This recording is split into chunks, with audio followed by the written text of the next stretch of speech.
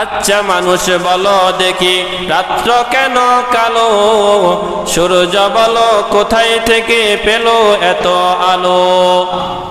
আচ্ছা মানুষ বলো দেখি রাত্র কেন কালো, সূর্য বলো কোথায় থেকে পেল এত আলো। ফুলগুলো নানান রকম কেমন করে হয়, পাতাগুলো সবুজ বটে ফুলের মতো নয়। দুধ কেন এত সাদা, মরিচ কেন জাল, আমগুলো পাকলে বলো কেমনে হয় কালার। আমরা সবাই বাস করি পৃথিবীর অঙ্গে, হাতের লেখা মুখের চারা মিলে না কারো সঙ্গে। আরো মিলে না কলমের সই বুইরা আঙ্গুলের টিপ, প্রমাণ হলো একজন মহান আল্লাহ আছেন ঠিক। हकीकत से तो दुनिया बेखबर है, दुनिया की नुमाइश पर नजर है। नमी गोयम के आज दुनिया जुदा बाश, बहर कारे के बाशी बा खुदा बाश। तो जे आयाते करीमा तेलावत करेছিলাম আমি, আইনামা তাকুনু ইউদরিকুমুল মাউত, তোমরা যেখানেই থাকো না কেন মৃত্যু তোমাদেরকে গ্রাস করবেই। এই আয়াতের ব্যাখ্যা গ্রন্থে লেখা হয় যে এক মুনিবের একটা গোলাম ছিল। কি ছিল? গোলাম ছিল। মুনিবের স্ত্রী প্রসব করবে, তার সন্তান হবে, তো এই গোলামকে পাঠিয়েছিল আগুন পানি আনার জন্য। কি পানি আনার জন্য? সন্তান প্রসবের জন্য সময় নাকি এগুলো একটু প্রয়োজন হয়। তো আগুন পানি আনার সময় গোলাম একজন ভদ্রলোকের সাথে দেখা হলো। ভদ্রলোকটা বলল যে তুমি কিসের জন্য দৌড়াচ্ছ? বলে আমার মুনিবের স্ত্রী সন্তান প্রসব করবে, তার আগুন পানির প্রয়োজন, আমি আগুন পানি আনার জন্য যাচ্ছি। কয় তোমার মুনিবের স্ত্রী যে সন্তান প্রসব করবে সে একদিন বড় হয়ে শত মানুষের চেয়েও বেশি যুবকের সাথে জিনা করে। বলেন নাউজুবিল্লাহ। জিনা করার পর তারপরে তার বিবাহটা তোমার সাথেই হবে, তারপরে তার মৃত্যুটা হবে কিসের মাধ্যমে? মৃত্যুটা হবে একটা মাকড়সার মাধ্যমে। কিসের মাধ্যমে? মাকড়সার মাধ্যমে। এখন ওই গোলাম বলতেছে কি বলো, তার 100টা পুরুষের সাথে জিনা করার পর আমার সাথে আবার বিবাহ হবে, আবার তার মৃত্যু হবে মাকড়সার মাধ্যমে। সে এই কথাটা মনে করে সাথে সাথে একটা হাতে তরবারি নিল, যাইয়া সরাসরি গিয়ে ওই নবজাত শিশুর উপরে আঘাত করলো।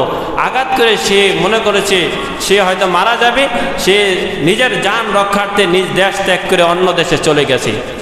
চলে যাওয়ার পর এখন যখন মুনিব তার চিকিৎসা করলো, আলহামদুলিল্লাহ সুস্থ হলো। সুস্থ হওয়ার পর একদিন যখন দীর্ঘ 15-16 বছর চলে গেল, এখন মেয়েটা কি হলো? বিবাহের উপযুক্ত হলো। এখন মেয়ের জন্য পাত্র তালাশ করতেছে, অনেক খুঁজে একটা পাত্র পাইলো যে অনেক বছর 15-16 বছর বিদেশে ছিল। এরকম অনেক সন্তান আছে না যে লাগাতার 15-16 বছর বাইরে থাকে। এখন 15-16 বছর পর বিদেশ থেকে সন্তান আসছে, মনে করেছে তার গার্জিয়ান ভালোই সন্তান, তো এই খোঁজ খবর নিয়ে তার সাথে বিবাহের ব্যবস্থা করলো। বিবাহের ব্যবস্থা করার পর এখন সব কাজকর্ম শেষ হয়ে গেছে। বাসার রাত্রে স্বামী স্ত্রী কথাবার্তার এক পর্যায়ে ওই মেয়েটা স্ত্রী বলল, আচ্ছা তুমি এত দীর্ঘ সময় বাহিরে ছিলা কেন? তখন যুবকটা তার ইতিহাস বলল যে আসলে তো আমি একসময় একজনের অধীনে ছিলাম, গোলাম ছিলাম, কিন্তু যখন আমার মুনিবের স্ত্রী সন্তান প্রসব করবে তখন আমাকে এক আগন্তুক সংবাদ দিল যে সে নাকি 100জন পুরুষের সাথে জিনা করবে, তারপরে আমার সাথে বিবাহ হবে। তখন ওই মহিলাটা বলল, হ্যাঁ তাহলে তা মেয়েটা আমি, তাহলে মেয়েটাকে আমি। সে চাইছিল মারতে, কিন্তু মারতে পারছে? মারতে পারে না। এই জন্য দুনিয়ার সবাই যদি আমার বিপক্ষে চলে যায় তাহলে আমার ন্যূনতম কোনো ক্ষতি করতে পারবে না যদি আল্লাহ তাআলা আমার পক্ষে থাকেন। আর যদি দুনিয়ার সমস্ত মানুষ আমার উপকার করতে লেগে যায়, আল্লাহ তাআলা যদি আমার সাথে না থাকেন তাহলে আমার কোনো উপকারও করতে পারবে না, আমার কোনো কি করতে পারবে না? উপকার করতে পারবে না। দেখেন দীর্ঘ সময় পর্যন্ত ক্ষমতায় ছিল একজন নারী প্রধানমন্ত্রী, আপনাদের জানা আছে, কিন্তু সে চেয়েছিল তার জীবন যতদিন থাকে ততদিন পর্যন্ত ক্ষমতায় থাকবে, যেভাবেই হোক আলেম ওলামাদেরকে হোক, দিন ধরে যে লোকদেরকে হোক, তাদেরকে দমিয়ে রাখার চেষ্টা করেছে, মানুষদের মধ্যে বিভাজন করার চেষ্টা করেছে। একজনের সাথে আরেকজনকে বসতে দেয় না, দুইজনে মিলে কথা বললেই রাজনীতি বিষয়ে কোথাও কোনো কথা বললেই রাজাকার বলে তাকে জেলখানায় পাঠিয়ে দেওয়া হতো, ইসলামিক বিষয়ে কোনো কথা বললে তাকে জেলখানায় পাঠিয়ে দেওয়া হতো, ইসলামের কথা বললে তাদের সামনে থেকে আলেম ওলামাদের সামনে থেকে মাইক টেনে নিত। কিন্তু একটা কথা তার মুখ দিয়ে বের হয়ে গেছে যে মুক্তিযোদ্ধারা পাবে না, চাকরি পাবে না, রাজাকারের ছেলেরা কি চাকরি পাবে? কিন্তু শুধু এই একটা কথার স্লোগানে তুমি কে আমি কে, রাজাকার রাজাকার, এই কথাটা গদি ছেড়তে বাধ্য হলো, ঠিকই না? তেমনি কখন কোন কথা আমার মধ্যে থেকে চলে আসে, যেটা বলেছিলাম যে আল্লাহ তাআলা মানুষদেরকে সুযোগ দেয়, ছাড় দেন না। আল্লাহ তাআলা মানুষদেরকে কি দেন? সুযোগ দেন, ছাড় দেন না। আল্লাহ তাআলা সুযোগ দিয়েছিল কিন্তু ছেড়ে দেন না। যুগে যুগে যতই মানুষ ছিল, যতই ক্ষমতাধর ছিল, যে ফেরাউনের কথা বললাম, ফেরাউন তো দুনিয়ার মধ্যে নিজেকে খোদাইত্ব পর্যন্ত দাবি করেছে, কিন্তু ফেরাউন কি আজ দুনিয়াতে আছে? আরেকজনের কথা শুনেন না যে সে আল্লাহ তাআলাকে মারতে গেছিল, আল্লাহ তাআলা তাকে খুশি করার জন্য তার বন্দুকের মধ্যে একটু রক্ত দিয়েছিল, সে আনন্দ আর খুশি। কিন্তু তার মৃত্যুটা হয়েছিল কিভাবে? ল্যাংড়া মশার মাধ্যমে। কিসের মাধ্যমে? ল্যাংড়া মশার মাধ্যমে। এই জন্য কে রাজি হলো না, কে খুশি হলো, সেদিকে তাকানোর দরকার নাই। আপনি একজনকে রাজি আর খুশি করার জন্য চেষ্টা করেন, তিনি হলেন কে? আল্লাহ তাআলাকে রাজি খুশি করার জন্য চেষ্টা করেন, দেখবেন জমিন ওয়ালারা আপনাদের পিছনে ঘুরবে, জমিন ওয়ালারা আপনাদেরকে সম্মান করার জন্য চেষ্টা করবে। আর যদি জমিন ওয়ালাদেরকে সম্মান করতে চান, জমিন ওয়ালাদের পিছনে ঘুরেন, তাহলে আল্লাহ তাআলা যদি না চায় তাহলে আপনি সম্মানিত হবেন না। কি হবেন না? সম্মানিত হবেন না। আল্লাহ আল্লাহ আল্লাহ আল্লাহ আল্লাহ। এই জন্য যে মৃত্যু আসবে, মৃত্যু নিশ্চিত, মৃত্যুর আগে প্রস্তুতি নিয়ে নেওয়া। এক এক করে তো সবার মৃত্যু চলে যাবে। যখন এই জমিন থেকে সবাই এক সময় এরকম হবে যে সূর্যটা আলোহীন হয়ে যাবে, পাহাড় উঠতে থাকবে,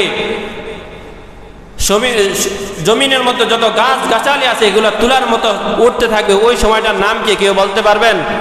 ওই সময়টার নাম হলো কিয়ামত। ওই সময়টার নাম কি? কিয়ামত। সূরাতুল হজরের মধ্যে আল্লাহ তাআলা বলেন, ইয়া আইয়ুহান নাসু তাকু রাব্বাকুম ইন্না যালজালাতাস সাআতি শাইউন আযীম। ইয়া আইয়ুহান নাস, হে লোক সকল, ইত্তাকু রাব্বাকুম, তোমরা তোমাদের রব আল্লাহ তাআলাকে ভয় করো। কাকে ভয় করার জন্য বলেছেন? ইত্তাকু রাব্বাকুম, তোমরা তোমাদের রব আল্লাহ তাআলাকে ভয় করো। কারণ কিয়ামতের যে অবস্থা ওইটা বড় কঠিন হবে। কেমন কঠিন হবে? আল্লাহ পাক রব্বুল আলামিন রাসূল আরবি সাল্লাল্লাহু আলাইহি ওয়াসাল্লামের মাধ্যমে জানিয়ে দেন, ইয়াউমা তারাউনাহা তাযহালু কুল্লু মুরদিআতিন আম্মা আরদাআত। ওই দিন যে মা তার কোলে সন্তানকে দুধ পান করাইতো, ওই মা পর্যন্ত তার সন্তানের কথা ভুলে যাবে। গর্ভবতী মা তার সন্তান প্রসব করে ফেলবে, তার কোনো খবর থাকবে না। আল্লাহ পাক রব্বুল আলামিন বলেন, হে হাবিব, মানুষগুলো আপনি দেখবেন পাগল। দুনিয়াবি কোনো ট্যাবলেট খাওয়ার জন্য তারা পাগল হয় না। তারা মদ, ইয়াবা, আবা কাবা আর অন্য যত ট্যাবলেট আছে ওইগুলা খেয়ে তাদের মাথা নষ্ট হয় না। কিন্তু কিসের কারণে তাদের মাথা এমন পাগলের মতন হয়ে গেছে? কিয়ামতের ওই কম্পনের কারণে, সিংহায় ফুৎকার দেওয়ার কারণে। যখন সিংহায় প্রথম ফুৎকার